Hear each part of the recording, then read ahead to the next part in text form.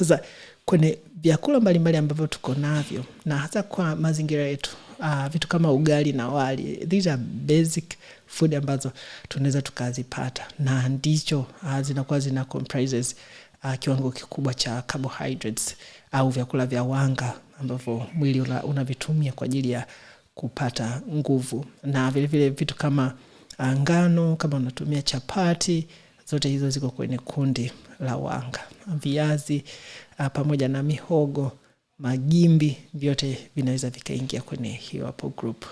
Sasa nini ambacho kinatokea kwenye mwili endapo utakula chakula kingi cha wanga?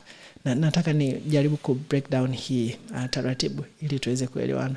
Na endapo uta apply methodology ambazo zipo, kama una lengo la kupungua uzito, unaweza ukaminya wapi alafu uone matokeo nini ambacho kitatokea. Kama unatumia vyakula vya wanga, kumbuka kwamba mwili wako vichukua vile chakula chako na metabolism itafanyika, uchakataji wa kile chakula itafanyika ndani ya tumbo lako. Na nini ambacho kitatokea? Maana yake ni kwamba mwili utazichukua hicho chakula ambacho kimekuja. Na kama chakula hiki ulichokula ni cha wanga, matokeo yake ni nini?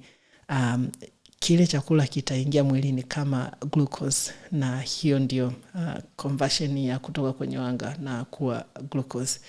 Na kuna kitu ambacho ni cha muhimu sana ambacho unapaswa kufahamu. Hata kama umekula wali kiasi gani au ugali kiasi gani, ndio utaingia kwenye mwili.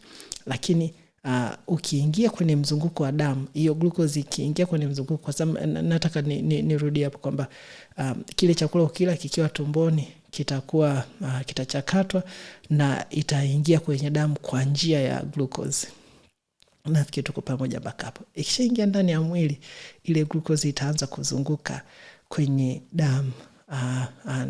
Na hapo sasa kuna kitu kingine ambacho unapaswa kukifahamu, ni homoni ya insulin ambayo inazalishwa kwenye kongosho, na lengo lake kubwa ni kuhakikisha kwamba ina control kiwango cha sukari au kiwango cha glucose ambacho kiko kwenye mzunguko wa damu. This is very important.